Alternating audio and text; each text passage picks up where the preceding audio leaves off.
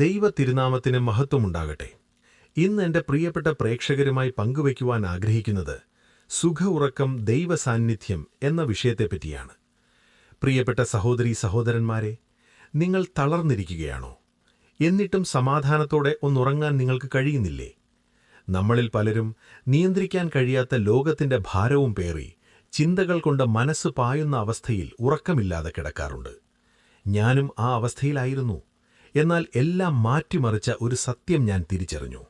യഥാർത്ഥ വിശ്രമം ലഭിക്കുന്നത് ഒരു നിശബ്ദമായ മുറിയിലല്ല, മറിച്ച് സർവശക്തനായ ദൈവത്തിൻ്റെ സാന്നിധ്യത്തിലാണ്. ഞാൻ നിങ്ങളുമായി പങ്കുവയ്ക്കുന്നത് തികച്ചും സത്യമായ കാര്യമാണ്. ഇതൊരു വെറും വിദ്യയല്ല, മറിച്ച് ഏകനായ ദൈവത്തെ ബഹുമാനിക്കാനുള്ള ഒരു വഴിയാണ്. പകരം മനുഷ്യബുദ്ധിക്കപ്പുറത്തുള്ള ഒരു സമാധാനം അവിടുന്ന് നമുക്ക് നൽകുന്നു. ഹൃദയത്തെ ഒരുക്കുക, ദ പ്രിപ്പറേഷൻ. കണ്ണുകൾ അടയ്ക്കുന്നതിന് മുമ്പ് ഒരു തീരുമാനമെടുക്കുക. ഇന്നത്തെക്കുറിച്ചും നാളത്തെക്കുറിച്ചുമുള്ള എല്ലാ ചിന്തകളിൽ നിന്നും മനസ്സിനെ മോചിപ്പിക്കുക. നിങ്ങളുടെ ആശങ്കകളുടെ ബഹളങ്ങളെ ശാന്തമാക്കുക. നിങ്ങളുടെ സൃഷ്ടാവിനെ കാണാൻ ആത്മാവിനെ ഒരുക്കുക. 3 സ്തുതികൾ, ദൈവസന്നിധിയിലേക്കുള്ള താക്കോൽ. കണ്ണുകൾ അടച്ചുപിടിച്ചുകൊണ്ട് താഴെ പറയുന്ന 3 സ്തുതികൾ പൂർണ്ണ ഹൃദയത്തോടെ 10 പ്രാവശ്യം വീതം ഉരുവിടുക. ഉറങ്ങുന്നതുവരെ ആവർത്തിക്കുക. 1. സ്വർഗത്തിലുള്ളവരും സ്തുതിക്കുന്ന ഹാലേലുയ. 2. ദൈവമായ കർത്താവെ, എന്നോട് കരുണ ചെയ്യണമേ എന്നർത്ഥമുള്ള കുരിയല്ലൈസോൺ. 3. സങ്കീർത്തനം 100:5 കാണുന്ന വാക്യം, യഹോവ നല്ലവനല്ലോ, അവന്റെ ദയ എന്നേക്കുമുള്ളത്, അവന്റെ വിശ്വസ്തത തലമുറ തലമുറയായുമിരിക്കുന്നു. അനുഭവത്തിന്റെ യാഥാർത്ഥ്യം. ഇവിടെയാണ് ഭൗതിക ലോകം അവസാനിക്കുന്നതും ആത്മീയ മണ്ഡലം തുടങ്ങുന്നതും. ഈ സ്തുതികൾ ചൊല്ലുമ്പോൾ ഞാൻ വെറുമൊരു കിടക്കയിൽ കിടക്കുകയല്ല എന്നെനിക്ക് ബോധ്യമാകും. എൻ്റെ ആത്മാവ് ഉയർത്തപ്പെടുന്നത് ഞാൻ അറിയുന്നു. ഭിത്തികളും വാതിലുകളും തടസ്സമല്ലാതാകുന്നു. വാക്കുകൾക്ക് വിവരിക്കാൻ കഴിയാത്ത ഒരന്തരീക്ഷത്തിലൂടെ ഞാൻ യാത്ര ചെയ്യുന്നു.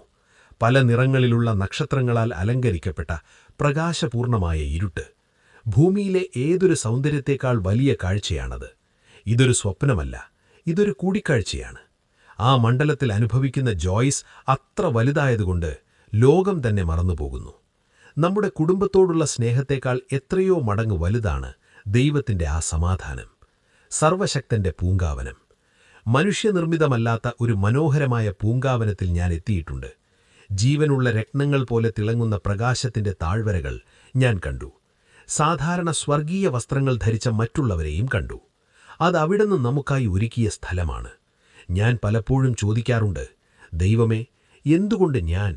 ഇത്രയധികം ആളുകളുള്ളപ്പോൾ എന്നെപ്പോലെ അയോഗ്യനായ ഒരാളോട് നീ എന്തിനാണ് ഇത്രയധികം സ്നേഹം കാണിക്കുന്നത്? അവന്റെ അനന്തമായ കൃപ മാത്രമാണ് അതിനുള്ള ഉത്തരം. അവിടെ എത്തിയാൽ പിന്നെ തിരികെ വരാൻ തോന്നില്ല.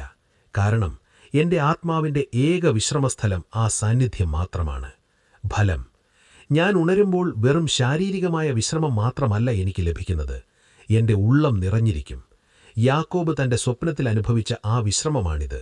ശരീരത്തിനും ആത്മാവിനും ലഭിക്കുന്ന സ്വർഗീയ പുതുക്കം. ഇത് സത്യമാണ്.